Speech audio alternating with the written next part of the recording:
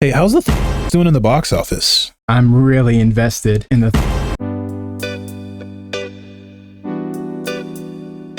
So is Marvel back? Oh, we're so back. Welcome back to the Void Hour.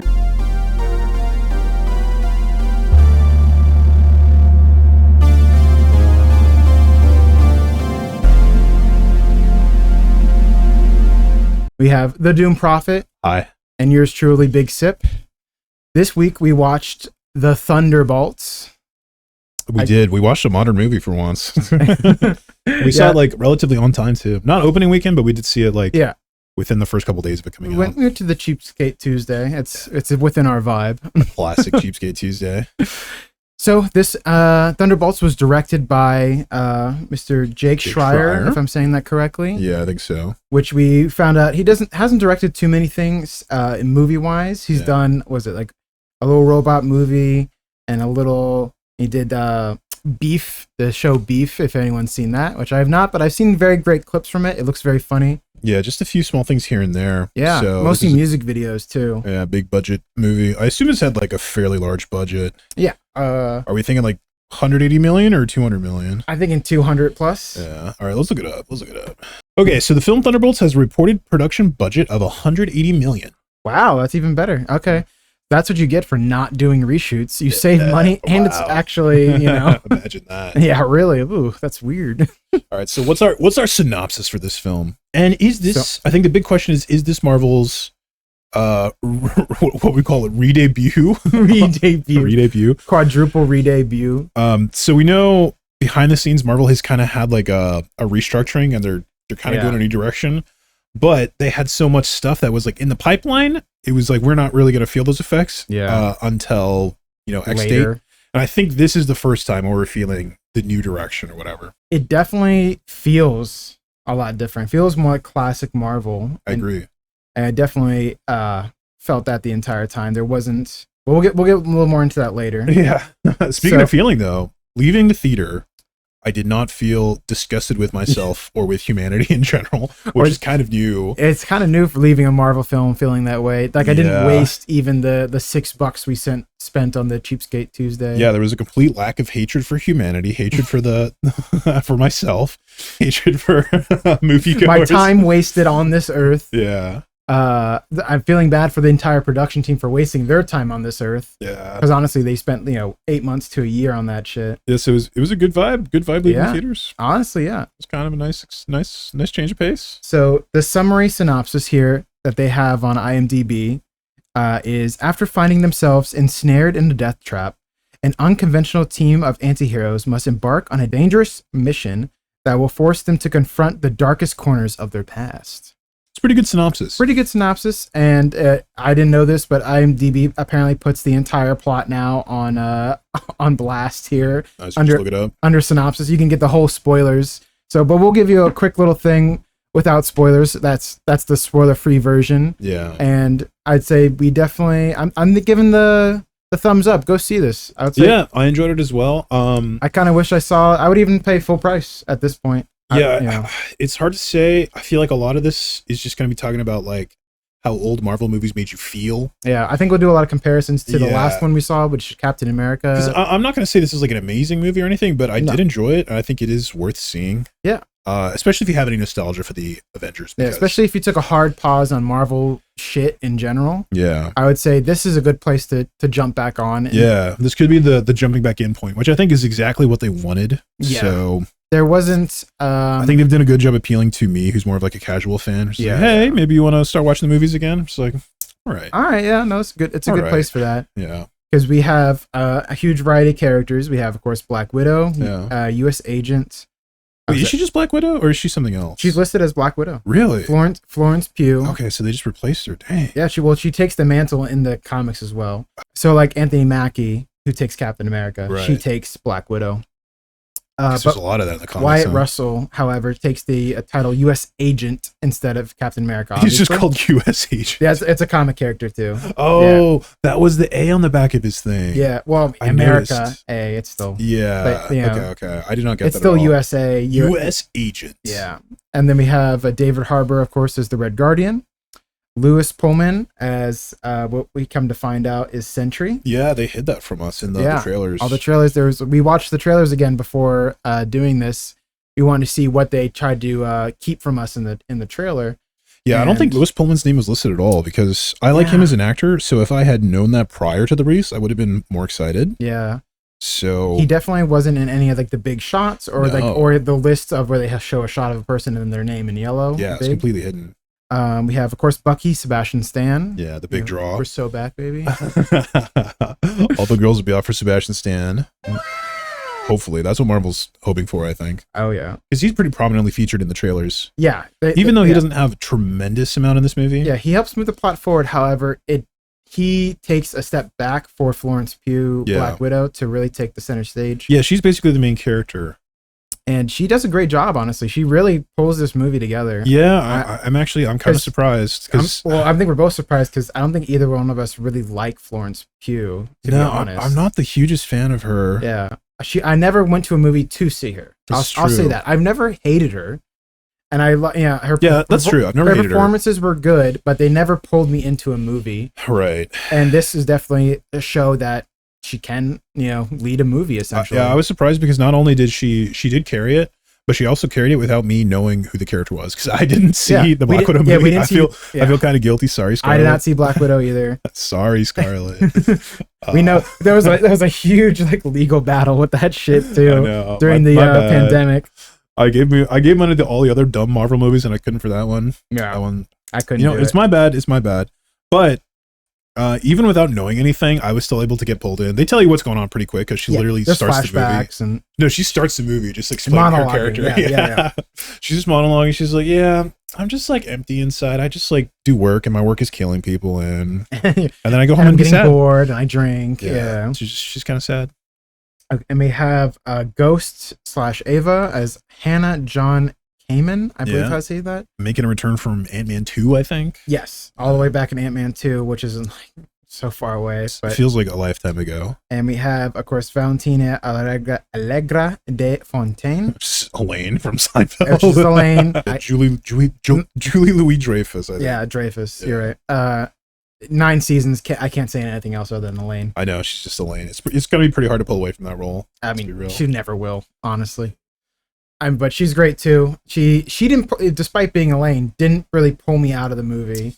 Surprisingly, I don't know if she got you. She plays it a little comedically. Yeah, I mean, I think it's still effective because she's kind of she's still a narcissist in the movie. She's playing a narcissist in the movie. She's kind of like a slippery, double-crossy, snaky kind of nasty. Yeah, she wants so she kind of plays Fury, it off. Yeah, is what I always took it as. I guess so. So she plays it off charismatic, but also very slippery. She does. She kind of does and doesn't know what she's doing. Yeah, she's like, oh. But it is a great cast, and of course, the only one that is not. So spoilers from here on out. Yeah. Because we can't really talk about this movie without all the spoilers, like we said. Go see it, and then come back to this video right here, of course. Yeah, and the only reason it's spoilers is because it's 20 minutes into the film. Well, also the ad campaign is a little bit dishonest because it bills Taskmaster. Yeah. And it doesn't bill Sentry. And so if you're like me and you just watched the first trailer that came out and never saw anything else, I was expecting a very different movie, which might be why I'm so pleasantly surprised. I'm just I saw a little snippets online I'll tell you about too. Yeah. But of course, Taskmaster gets her head blown off in the first 20 minutes of the film. Yeah, so she's not in the movie. I hope you weren't going to see it for her. Because apparently there was a little snippet because before they shot anything, this wasn't a reshoot. Yeah. Because they apparently did a good job about not doing reshoots. Because most of this film feels very in line with what the original story is. It feels coherent, surprisingly. There's no cutaway weird stuff. Especially coming off of Captain 4. Yeah. Which I didn't think was that bad at the time, but now looking back after having seen this movie, I'm just like, oh, man, that movie was a disaster. It's because they used so many non-established movie main characters. Yeah. At least Red Guardian was in a movie, Ghost was in a movie, Taskmaster was in a movie. Yeah. These are all movie characters. Yeah. They're pulling so much from the TV shows in Captain America. Yeah, I was just clueless. Everyone was clueless. So I think that was the main mistake they made for Captain America versus this film. But also that movie is just a chopped up mess. It is a chopped up mess. You feel it. Even if you don't like this movie, you have to admit that it feels more coherent. It feels more like a movie. Yeah, it feels more like a movie. God, Cat 4 was bad. Yeah, she is killed immediately, and in one of the screenwriting parts, they were planning to have her actually live and keep her in the film up to some kind of point. Yeah. And the plan was essentially that she would, because she had some kind of memory problem, I'm guessing, is what they mentioned. And they said she was going to keep trying to kill U.S. agent throughout the film and forget that they're friends again. Okay. And so she would just kept turning around trying to stab him, like, oh, sorry. Like, that was going to be her comedic thing. Kind of funny, maybe. But they were just like, Yeah, maybe that would have been too much. Maybe that would have been too much. It might have been a little too much. But so they cut that out of the film. Tonally, because this already feels kind of akin to like the Marvel Suicide Squad. Yeah. And when I saw the promotional material, I was like, okay, so they're all dying, or like someone's dying. Yeah. And really, they only killed Taskmaster, who no one cared about, to be honest. Which is hilarious because I think I made the comment after the movie. They spent the whole Black Widow movie trying to kill her. Didn't kill her, and then Ghost ices her in like 5 minutes or less. Actually, 5 minutes. It was pretty disrespectful. Pretty disrespectful. So they show her face too for 1 second. They do. Yeah. So they're just addicted to the helmets that like open whenever they feel like opening. But at least it only opens to here, and it didn't do the Iron Man. Yeah. It was just like. Even the Iron Man I like a little bit better. My least favorite is Star-Lord, even though I love those movies. The disintegration. It's so stupid because he just like he takes it off for no reason, puts it back on for no reason. It's like what does this helmet do? I guess it keeps air in because like there's like the scene. He does go to space. He goes in space, and then in the third movie he conveniently forgets it at home. And he doesn't have it for the whole movie. Or it breaks. I think it breaks. No, he left it. That was actually the because I went looking. I was like, why does he not have the helmet? Oh, you rewatched it just for that? Yeah. So let's get into the synopsis of the movie. I think it's a pretty simple movie overall. Yeah. And almost like refreshingly so. So it opens with a scene with the main character Yelena. It establishes her, Florence Pugh. Yeah.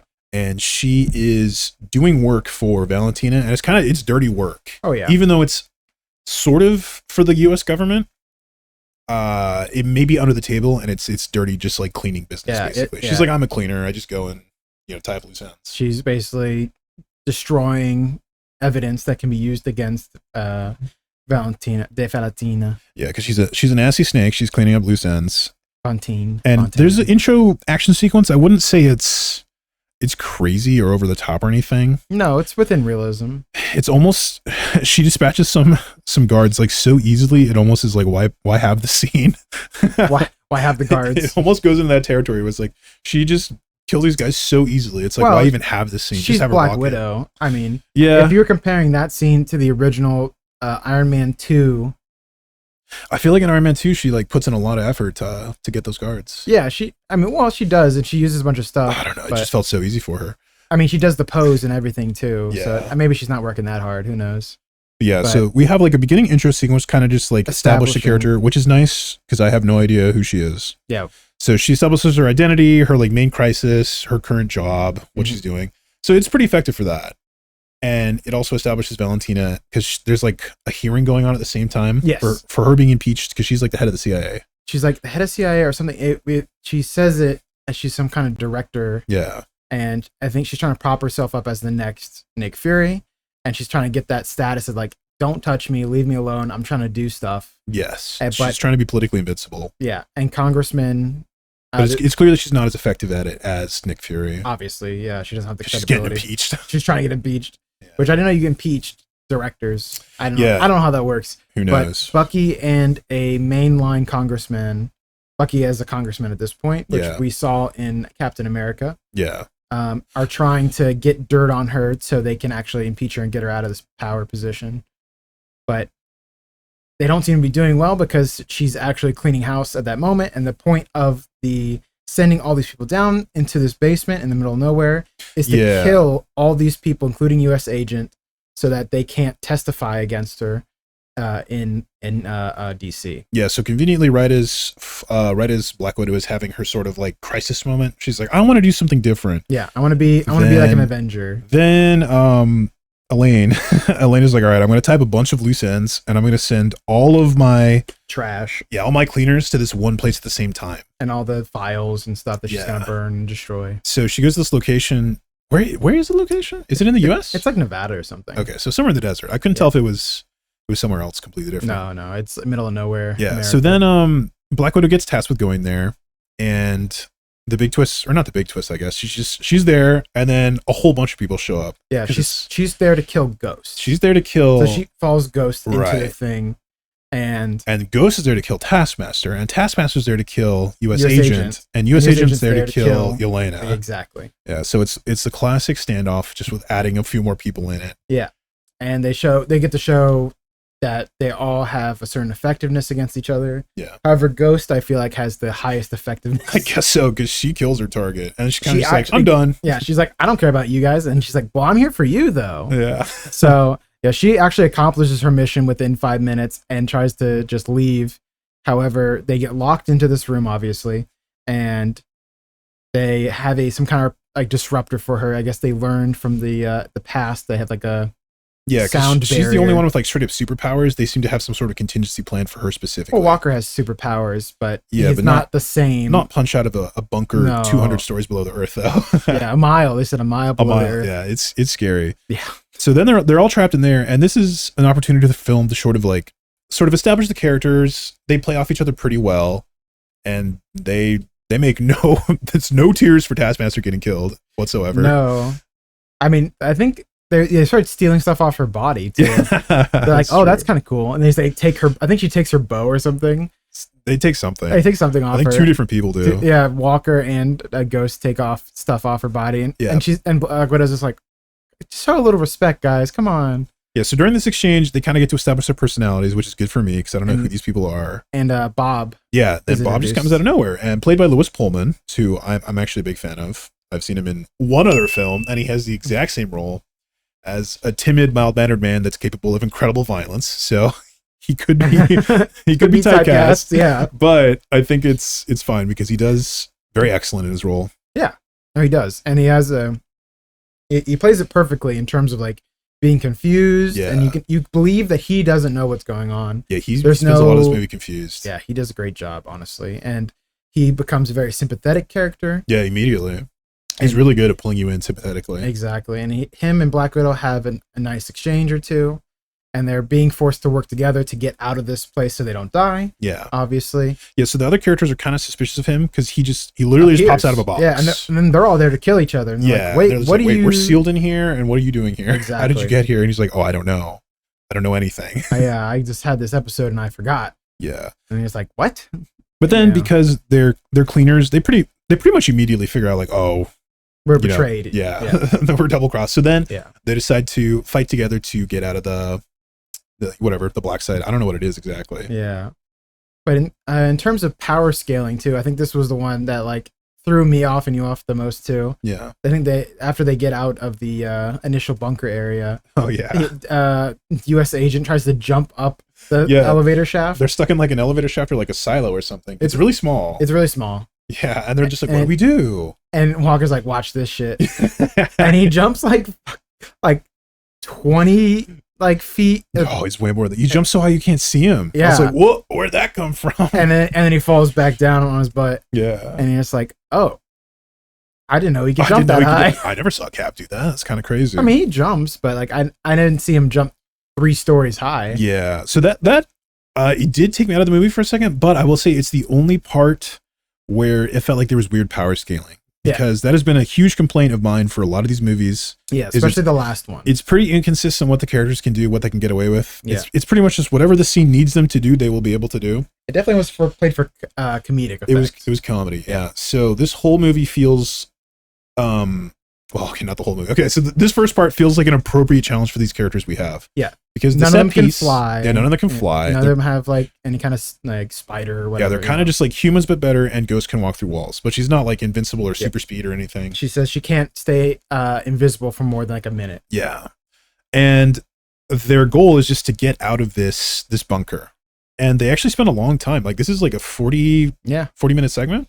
I'd say 30-40 minute segment. Yeah, so I like that they committed to just having a sort of scaled down problem for them to solve. Yeah. And it felt like an appropriate challenge for this particular cast of characters who aren't like incredibly super. And it was like and it was a scenario that made them work together. Yeah. which is of course the crux of the movie. And it didn't have any horrible CG fights. No, it was it looked pretty much all practical in terms of I'm just getting so sick of the CG blenders. Yeah. That this whole sequence was pretty refreshing to me. Yeah, it was really refreshing, honestly. And like you said, the fact that they're there for so long, they have to plan and scheme together. Yeah. They have to work together. They're showing how much distrust there is between them. They're showing what the characters are like and how they treat other people. You know, it works really well for the whole entire film to start right here. Yeah. And because we don't need really any more back and forth between her and Red Guardian. You know, Red Guardian's going to be, on her side no matter what. Right. Bucky, we know Bucky for so long, but we needed a scene like this to make sure that we understand how these 4 characters, because maybe, nobody saw, of course, the Captain America TV show. Yeah. So John Walker may not be in as many eyes. So right. He's from a show. Ghost, it's been a while, and we haven't got her working with people. We got her. She was like, Ghost is the villain of Ant-Man. She was a villain of Ant-Man too, but she was a sympathetic villain. I think you were telling me. Yeah, she was. I barely remember her. But she was in pain, trying to be out of pain and trying not to die. Her superpower is very terrible for her. Yeah. I think it puts her in like almost constant pain because she's just going to shift out of reality and stop existing. Exactly. So she's tragic, and she's now more of an anti-hero. But yeah, I would say the sequence is effective. It feels power scaled, and it has lots of nice character moments. Oh, that was the other one that threw me off too. When I think because we talked about it before, where they definitely try to straw man Walker really hard. Oh yeah, in the previous stuff. And Ghost says, "You killed an innocent man." Oh yeah, and I was just like, and then he's just like, "Define innocent," or something. Define innocent. He was a terrorist, and like, I'm just like, bro. And even I was like shook, and I was like, "Bro, what the fuck? You just shot someone in the face 2 minutes ago. Yeah. Chill out." Yeah, so it's tonally, these are a bunch of misfits, and they're not necessarily good people. They're more like anti-heroes. They don't play well with each other either. Yeah, they certainly have no rule against killing. No, yeah. They're not afraid to do that. And then the other thing that this establishes is, because right now Bob, the weird character that showed up, does not have superpowers. He seems to be a guy. There's some random victim. He when he touches people, they seem to have these weird, like they go to a place in their mind moment. And the first time it happened, it's like a PTSD moment. Yeah, it's like, the first time it happened, it wasn't clear that he was initiating it, and it just goes to like a flashback for Yelena, right? After she's knocked out, yeah. Yeah, I thought it was just kind of like an unconscious scene, because this movie is about, she's in a bad place, mentally. So it shows her having a memory of her horrible training, which involved like, I think, almost killing a little girl. I think they killed that little girl. Yeah, they killed other people in the program. They tortured them. In other movies, they talked about how they mutilated them. Yeah, so it's this horrible, tragic scene that she's reliving. Yeah. In the most vivid way possible. But then Bob's just there. This is the only part, because they hadn't established what's going to happen.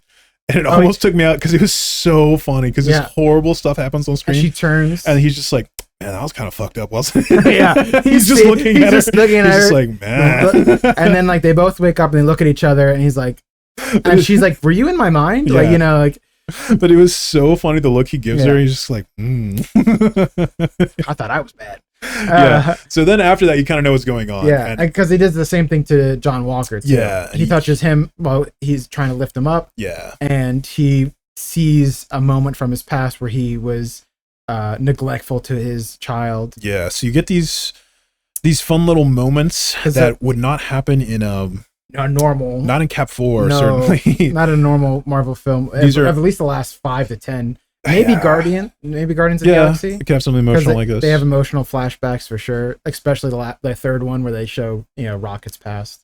Yeah, so this it established the movie has, the main theme is PTSD, and I would say almost bipolarism. Yeah, definitely mental health in trauma. general. It deals with a lot of like more complex emotional stuff. Yeah, and again, it feels kind of refreshing, because it kind of just like takes a minute to just slow it down.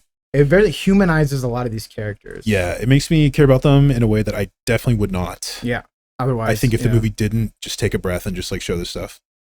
But they definitely focus on the main two being Black Widow and U.S. Agent. Yeah, I don't think anyone else gets one. We don't. They're just kind of implied. It's implied. Yeah. Hilariously, later on, we see Bucky comment on it. He's like, "Oh yeah." He was like, what does he say? He's like, "Oh, my past is great, so that was totally fine for me. Yeah. Like, he's just like, Make some sarcastic comment about, he probably saw some, he probably saw some horrible shit. Yeah. So yeah, I enjoyed that a lot.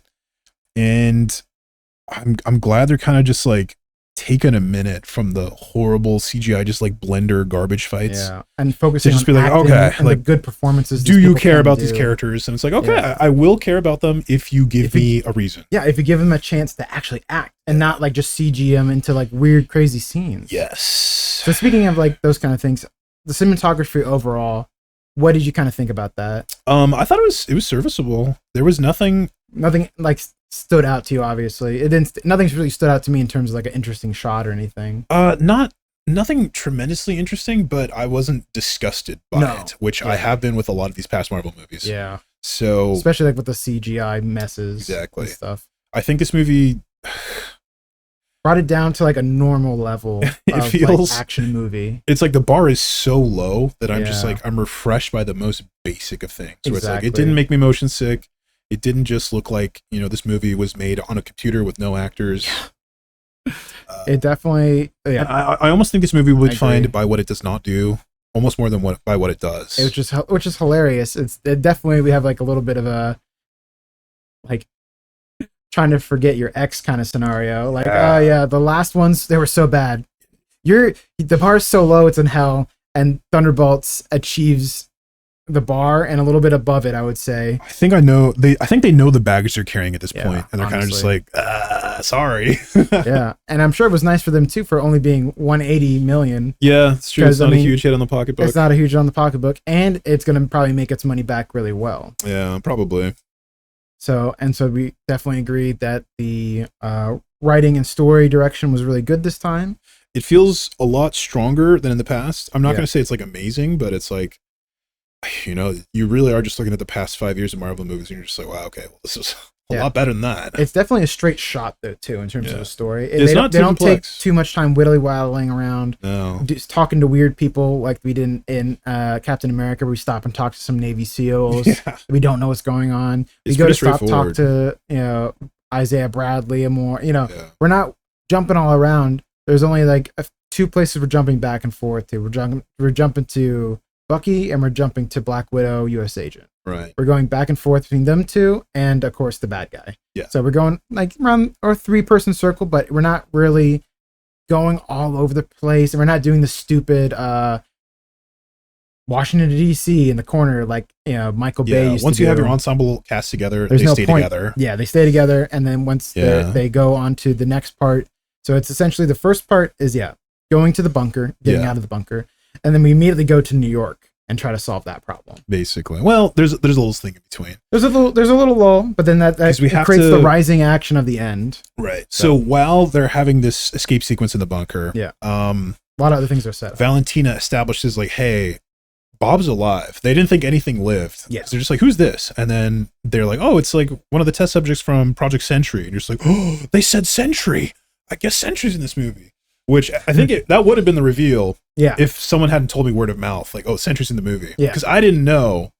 And I don't even know that much about Sentry. I just know like, oh, hey, that's like kind of like Marvel's Superman analog, sort of. Yeah. So I was like kind of excited to see that on the big screen. Yeah, honestly. So that at that point, Valentina shifts her plan. She's like, okay, we gotta recover this because we thought all the Sentry projects died. Yeah, I thought I was just gonna sweep the slate clean and start over with something new. Yeah. But now I have a little piece of power, possibly. Right. So as they're escaping, Bob, because he didn't know he has superpowers yet, he makes like this self-sacrificing thing where he creates a distraction so the others can leave. Yeah. And then they have sort of a goofy scene where there's like 200 U.S. operatives and they just start shooting him. Yeah, they all empty their mags into him. And he's completely bulletproof. So obviously it ended up being fine. And then they have this scene where he sort of just like falls up in the sky. Yeah, he doesn't know how to fly, obviously. So he just like looks like he's falling up. Yeah. But I actually, I don't know why, but I kind of enjoyed that scene, how it was played. Because he really does pull off being helpless. Yeah. Like really well. While being incredibly powerful. Yeah. Which is so it's like he really just got shot by like 200 million rounds and he's kind of just like I don't think floating up in the sky and he's like, oh no.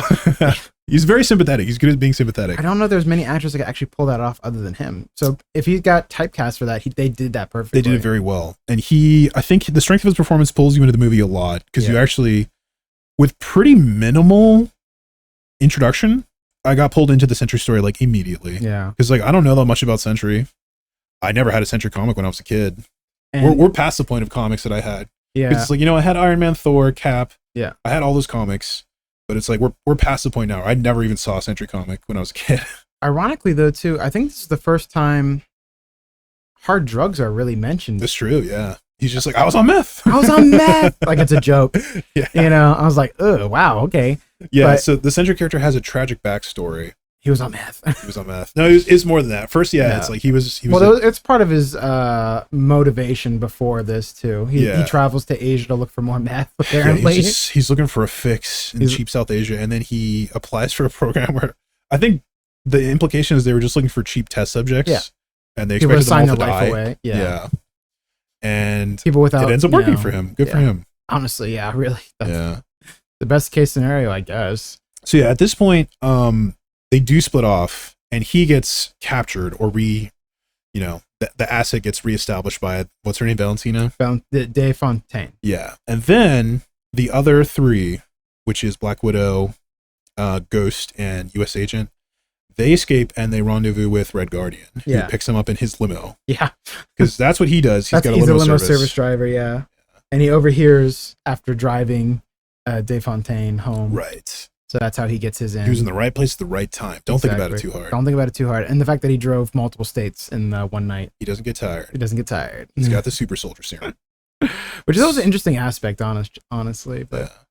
But yeah, no, he comes into the picture, obviously, and then they're trying to escape, and they, find out they're alive, and they send out a whole crew after them. And that's where Bucky comes into play as well. Yes, and then Bucky comes and rescues. And that was, at this point in the movie, I was like, wait, the people who are chasing them are U.S. They're probably like army. Were they just killing him? Yeah. I was like, wait a minute, guys. So it's like, they're just following orders. Like, in the most literal sense, she is head of the CIA. And I was like, I don't know. I think you should be doing non-lethal. Don't think about it. But it almost looked like Bucky's the one pulling the trigger. It almost looked like Bucky was killing him. I couldn't tell if he was going non-lethal or not. I was like, hold on, Bucky. You are a acting congressman. And just blowing up soldiers. And these people are following orders of the CIA director. So don't think about it. Don't think about it. But the only thing that was coming to mind is I remember so De Fontaine is supposed to be a bad guy, essentially. Yeah. She's supposed to have some kind of connection to either Hydra or something else like that. No, she's definitely scummy. She's definitely scummy, but I think in the comics she has like those kind of connections. Like she's associated with those groups. And I don't know if by association, but those are like her dirt guys. Like, SHIELD had the Hydra agents. So maybe you're supposed to pretend they're bad guys. I think you're supposed to pretend they're bad guys. Don't worry about it. Yeah. They were all Hydra. Because her secretary gets really uncomfortable throughout the whole thing. And that's part of the plot as well. Yeah, part of the plot is she has a secretary with a conscience. What is it? I saw another little thing online that says her secretary is supposed to become a superhero as well eventually. Really? Well, Songbird or something. They're just pulling all the characters out, honestly. So yeah, then Bucky reunites with them, and from then on they're all together, basically. Yeah. Bucky realizes he needs help to actually stop some bigger threat, and since she was right, and when Valentina Defane talks to Congress and says, "There's no Avengers. There's no one to help us. We are naked." I guess I kind of forgot there was no Avengers. Yeah, there's no Avengers at this point. And Captain America's just off doing stuff? He's just soloing it with Falcon. Okay. It kind of feels like there should be, but whatever. I'm not writing it. Yeah, according to the timeline, Captain America did happen before this movie started. Yeah, because they mentioned our former president was a big red monster. And so I assuming Falcon is probably still recovering at this point. Okay. And Captain America is just doing stuff on his own. Right. Or something like that. Yeah, so then Bucky sees himself in these group of misfits, and he decides to believe them, and they go off to New York. And that's pretty much it. That's the whole movie. Yeah. And then the rest of the movie is just resolving the sequence in New York. Yeah. And the sequence in New York is pretty cool. You get to see the... No, I like all the stuff that happens in New York. Yeah, the full power of Sentry. Yeah, so the day... Was it 1 day or 2 days? When they're driving from like Nevada to New York? Yeah, 1 day. Elaine or Valentina is training Bob to be Sentry, and she does not waste any time She's good. She's the best master manipulator. Yeah, because he goes from not being able to use his powers. Then the gang crashes into the front door, and she just invites him up, and they get to have the door was open, guys. Yeah, the door was open. What are you doing? And then, again, beating the shit out of like more U.S. agents. Yeah, they just break in, and they just. I think at least at that point they were non-lethal. Yeah, they're just beating them. They're just beating them. So then they go upstairs and they have a cool fight scene against Sentry, and he's in his costume. Full costume, comic actor costume. He's full power. So I don't know Sentry's like power set, but he seems to be telekinetic. He's telekinetic. Super strength. Super speed. Invulnerability. Yeah. Because they were trying to shoot him. Obviously, bullets don't work, and then Red Guardian was trying to knife him. The knife just broke. Yeah, he does the Matrix. He has some sort of psychic powers because he can go inside your mind. Yeah. And he can also turn people into shadows. So he's got everything. Yeah. And the fight scene is pretty fun because you've got a bunch of underpowered characters versus the most powerful character we've ever seen. Yeah, I want to say he is like the most powerful character we've seen in the Marvel universe. Yeah, he easily. So if we're doing power scaling, it feels like this guy could have fought Thanos. He could have fought. He definitely would have beat Thanos. Really? Okay. I mean, if Scarlet Witch beats Thanos, I think Scarlet Witch, Captain Marvel, and him are on the same scale. If not, like he's leaning up on the top side. It's like triple S tier. He's like S+ tier. Right. So like they're all S. He's S+.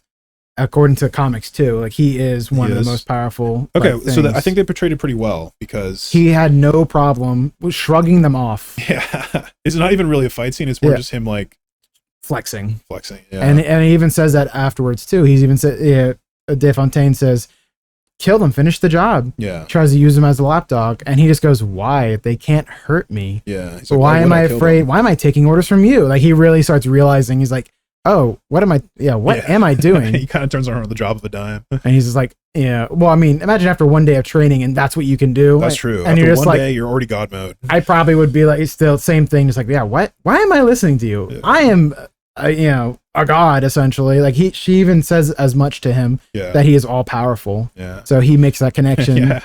And then he has like a little logic moment where I guess she tells him he could take on the Avengers. Yeah, no, he's all the Avengers put into one person. And he's like okay, one of the Avengers is an actual god. Yeah. So I'm more powerful than a god. Yeah. You said it yourself. And she's like, oh, damn it. So then it's unclear because it's been established that he has mental health problems, possibly bipolar. He told Yelena that he has these highs and then he has the lows. Yeah. And so it's unclear what he really would have done at this point. But then she had a kill switch installed. Yeah, some kind of explosion or something in his brain. Something. Like Mission Impossible. Yeah, and then he got the best of Valentina, but then the secretary comes in with her consciousness and hits the kill switch.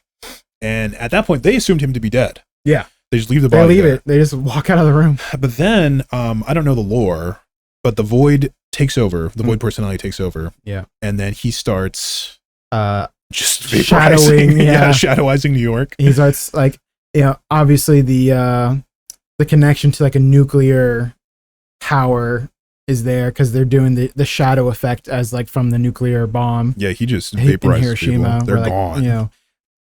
They are just like shadowized, and his shadow is expanding and enveloping everyone else. And I like how he looked visually because he's more or less just a negative shape. He is a void. Yeah, he doesn't have a lot of. You see the shine in his eyes, and that's it. Yeah, that's pretty much that's the only thing you can see. Yeah, so I like the effect. Visually, I thought it looked good. I also like how he didn't like fly around at 1,000,000 miles an hour. He kind of just like floated up. Yeah, he was just being menacing. He could have gone full like invincible, and just like flew through the city and destroyed everything. But he was just like, he was just soaking in his negativity. He was just like standing there. It feels tonally correct, in line with like what's going on in this movie exactly. because it's dealing with like like mental health issues, trauma, or just like being extremely depressed or something. So then, right before this happened, the new squad kind of just leaves because they can't beat Sentry, and they're just like, well, dang, and they have a split up moment, which is a little silly because they split up for all of 5 minutes. Yeah. Well, before things start breaking. Yes, before things start breaking, before he turns into Void. Yeah. They split up and they're just like, what can we do? Like, that guy's literally invincible. And they go their separate ways for 5 minutes, and then Void comes out and starts destroying New York, and then they come back. Yeah. They come back. They come back to save people, which is what people see. Yeah. And they start like. Yeah, they save some people. Did some nice things. And everyone sees them save people, and they're like, "Oh, these people are here to help." Yeah, it reminds me of I think like I feel like Avengers 2 Age of Ultron was like the last time I remember them taking time in a Marvel movie to like have the hero like save somebody. Yeah. They're just too busy like fighting the villains from then on. Honestly. And there's just like no one around. But I remember them saving the people of the town. Yeah, the town. Yeah. I can't remember the town. I don't remember at all. It's a fictional town. Yeah. They make up the place. So it was nice. The movie devoted some time to just these kind of losers, just like redeeming themselves a little bit by saving people. Saving a few people. And then Yelena, I guess because Yelena feels like she has a special connection to Bob. Yeah. She decides to voluntarily like go into the shadow. Well, they also, so I was going to say, they also try to get you with a really dark moment. Yeah. So the Red Guardian saves a little girl. Yeah. And at this point, like the camera is panning over his shoulder and she just gets vaporized. Yeah, just oblivion. Very, very JJK, just like boom. And at that point, I think you saw me shift in my chair. I was like, oh my God, it just got so serious right now. Killed a little girl out of nowhere. I was like, gosh, like, so then I guess Yelena feels like she has a special connection to him. And she feels like I think she does. She does. She established that early. They both have this sort of empty void inside of them. Hers is left by her sister and her lifetime of misdeeds. Yeah. Him by his past. So then the last act of the film is inside of the void. Yeah. They go, she drives right into the void. It shifts into this almost like dreamlike, very psychological, very, I would say it's very different for a Marvel movie. Yeah. It almost feels like Inception. Yeah. They definitely like took the shot creation from The Evil Within. I don't know if you remember that one. No, I don't think there's a shot creation where he is running down a hall, he starts falling, and then he falls the other way into the other room. Oh, yeah. So they had that same kind of scene where she busts through the wall and then she comes up through the floor. And they did a lot of that like circling. She relives her childhood memory. Her childhood memory that she saw with Bob earlier, she relives it. But then she tries to leave and there's these tries to change it. Yeah, there's these cool like mind-bending scenes where she like presses up against a wall, but it's painted to look like a forest. Yeah, she's trapped. And she pushes through and falls, and it's like... And then she's into a scene where... There was just a lot of creative stuff, and I was like, this is... It's not bad. It's not bad. No, it's not bad. And then you see the final scene where she faces herself, drinking in the bathroom, just drunk somewhere. It feels like she has to confront the shadow. Yeah, and then she finally sees Bob within a mirror and starts talking to him, trying to get him to stop doing this. Yeah, and it turns out it's not really him, it's the darkness within him, and he's sort of like trapped inside. Yeah. Oh, it's like the scene from Indigo Prophecy. You might have a shot of it here where the whole room starts attacking them. Oh yeah. And so they start like dodging and punching like random objects in the room, which I thought was funny. Yeah, it's an interesting set piece that I wouldn't expect in a Marvel movie. Yeah, which I was like, I haven't seen this set piece since Indigo Prophecy, and I was just like, what the hell? They do a lot of interesting things in the Mind Zone or whatever, the Void. Yeah. And then that's when the other characters joined them in the Void. So the other characters also came in, voluntarily shadowed themselves. Yeah. Yes. And then they have a cute little scene where he sort of overpowers them all, and the Void version of Bob is fighting the regular version of Bob. Yep. And the regular version of Bob decides to just like punch him. And tries to fight it, The other characters can kind of see it's absorbing him. It's absorbing him. Yeah, it's consuming him. I think basically, I wasn't sure, was the theme of the movie to integrate the shadow? Because he doesn't beat it. He never just beats like makes peace with it. He makes peace with it. He definitely, but I think it's the idea that it doesn't let it consume you. Doesn't let it consume him. So it's interesting because integrating the shadow is like a psychological concept of, is it Jung? But early in the movie they mentioned Kierkegaard. Yeah. And so I was like, where's this movie going psychologically? Yeah. Or philosophically? Well, it definitely, I think in that moment it's referencing, especially when she says to him in the beginning, just push it down. Yeah. And that you can tell, that's exactly what that's not the right answer, but that is what he's doing in that moment. Yeah, you can't just push it down. You can't just push it down. So they all come to help him, and they, give him like a hug and try to pull him off the void part of himself. Yeah. It sounds cheesy when we say it, but it really is effective in the movie, honestly. Yeah, it was a nice moment.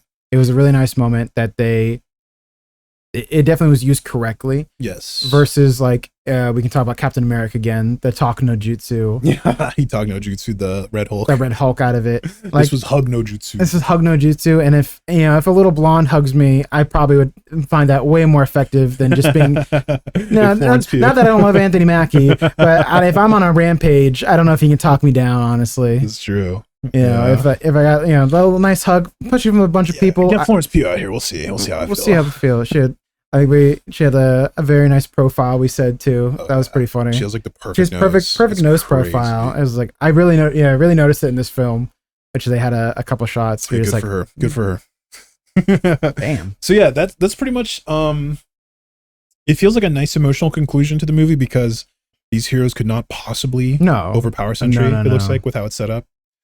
And it also fits into all the themes of each of the characters combined into one. The movie has given the characters the emotional ammunition to be able to deal with this. And that felt appropriate and nice. And justified. And it just definitely felt like a nice conclusion, not just for Void and Black Widow, but for all of them, to be honest. They're all kind of getting over this. They're all kind of, place in life. Yeah, they obviously work through those things to get to the moment where they're all together. Yeah. And then together they're stronger, and that's where they end up staying there forth even after the movie. Yeah. And I mean, it does sound kind of cheesy, but I think the movie earned it. I think it earned it. It definitely didn't need to be, because it isn't a giga action-packed movie. No, it has action, plenty of action, and good action that is appropriate for these characters. Yeah. But it wasn't trying to be Age of Ultron. It wasn't trying to be the last Captain America. Yeah, at its heart, it was an ensemble movie with like emotional characters overcoming this thing. Yes. And I think it paid out, or it paid off. It definitely paid. Because dividends. I left this movie not disgusted with myself. I was just like, yeah, it was a good movie, and I definitely, I think we talked about it. It's like I definitely would like to see it again. Yeah, I would see it again. I have no qualms. Which is crazy because I have not said that about a Marvel movie for 5-6 years. I know, and that's kind of what I think we mean too. By is Marvel back? Is Marvel back? And like in this sense, we'll see one more film, and then we'll see if it's really back. And they really took the notes from this one. They're on the right trajectory. They're on the right trajectory now, and I definitely feel like it feels not only like a Marvel film, but a film in general. And like you said, you don't feel disgusted leaving it or confused or just empty, the void. You don't feel like the void itself. Yeah. So I definitely recommend this film. Wait, we have to talk about how the movie ends. Okay. Because then... Oh, yes, the spoilers. Afterwards. After the credits. Valentina, they're going to get Valentina, and she does this little funny bit where she double crosses them. Yep. She outsmarts them. She's a little snake, and she established like a whole bunch of press behind this curtain, and she's pretending like, oh no, they're gonna get me, and then she walks through, and they're chasing her, and they come out at this press stage, and then she's like, the new Avengers, and that's what they did in real life too. I was reading today that apparently they're either retitling this movie or they're doing some weird like publicity stunt. Yeah, which I was like. Because like when you text somebody, you put the asterisk on for a correction. Yeah. So it's like, oh, correction, we meant the new Avengers. Yeah. So are we counting this as an Avengers film? I don't know enough about Marvel strategy right now because I don't care.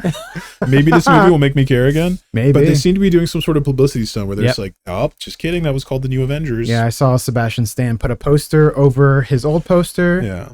And obviously they shot that maybe a little while ago because he still had hair in it. And I think in some of the press junkets, he has a shaved head right now. Really? So I don't know. Oh. I don't know when they shot that, but I definitely saw that today before we saw the film. Okay. I was like, oh, they're doing some stuff, which I thought they would wait at least 2 weeks because most of the spoiler talk and video like press is reserved for at least a week or two. And it's only been a weekend. Well, maybe it did not do the numbers they wanted at the box office because I feel like this movie was misadvertised, to be honest, because they could have showed me some stuff in the trailers that would have got me into the theaters, I think.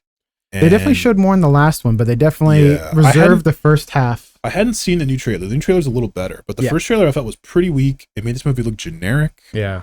And you didn't know where it was going to go or what the themes were. I didn't know who the bad guy was. Yeah, we didn't understand what the themes were, what the motivations might be. Yeah, so I think maybe they're just like, okay, maybe we didn't... Which would be hard. It's a more complex movie than just really, it's just more of an emotional movie than it is a big bad guy movie. Exactly.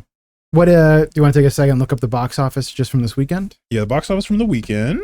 So according to the global box office, right now is 162 million. Oh, they're almost making their money back. Yeah.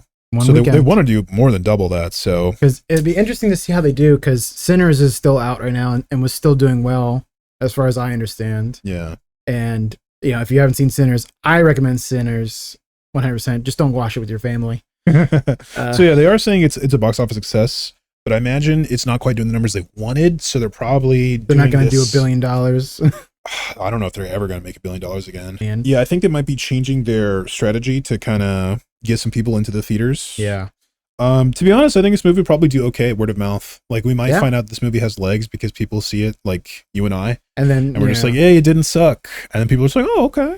Yeah, and then now they're doing this publicity stunt, and they're like, oh wait, yeah, this is the Avengers. Yeah, it's happening, because we weren't going to get an Avengers film until after this, probably. The Doomsday one. Until the Doomsday one. Yeah. And of course, the end after credit scene, alludes to that, where they show a little rocket from Fantastic Four coming through a interdimensional void or something. Not void, sorry, I keep saying void. I think it's a rift. A rift or something, but they allude that they came from a different dimension. So they already spoiled the plot of the other movie, which we were confused. Seems like we know how Fantastic Four ends now. Yeah, it ends with them coming to this dimension. Clearly, yeah. So either they accidentally leave their dimension, or they purposely leave their dimension. I'm guessing something happens with Galactus at the end, and they're just like, "Oh no, here we are. We have to go chase him." Yeah. But we'll see what happens, because I really don't know what it could be that would lead into that. And I was confused I think we talked about if they were planning to release this after Fantastic Four or not. I wondered with the placement of that teaser, because Fantastic Four is in July, which is 2 months away. Yeah. Which, they needed more time to cook on the CGI for Reed Richards. Yeah, I know. Maybe they swapped them around in release schedule. Yeah. But yeah. It's possible. So do you recommend the Thunderbolts * the new Avengers? I do. Yeah. I definitely am, like I said, I'd definitely watch this again. I'd easily watch it. I'd easily rent it. I would watch it on a plane, on a train, in a car. Sorry. No, I would definitely recommend watching it in theaters with a nice sound system and all that kind of stuff. It was definitely worth it. Yeah, I would say I enjoyed this movie. It's hard to say if I'm going to look back in a couple of years and be like, oh, it was just because I'd saw 10 stinkers in a row that it felt a little better. True. But right now, having just left the theaters and feeling okay about myself, feeling like I watched a movie with an emotional heart that at least wasn't garbage. Yeah. I'm just like, okay, that was a movie. that was okay. I could drag myself into theaters for another one of those. Yeah. I don't know. What did you guys think? Yeah, let us know. Tell us in the comments. Yeah, what do you think about the new Avengers * title? Yeah. Like, is that sneaky to you? Would you think it's a good advertising? I just think it's kind of bizarre. It's really bizarre, especially because one of the plot points in the after credit scene is just like, yeah, Sam Wilson's suing us. Oh yeah, that was very weird. I was like, well, what? I was like, why is he suing you? How is that a plot point? Bucky's like, I tried to talk to him, but he's not. He's not. Are we supposed to like this guy? I was like, wait, what? Why don't they join forces? I don't know. You think he would want to be in the same team as Bucky again? I don't know. Who knows? Or he's like, these guys are all dirt bags. I don't associate. Yeah. I'm too clean. All right. Well, catch us next time on the Void Hour. Peace out. Peace and love.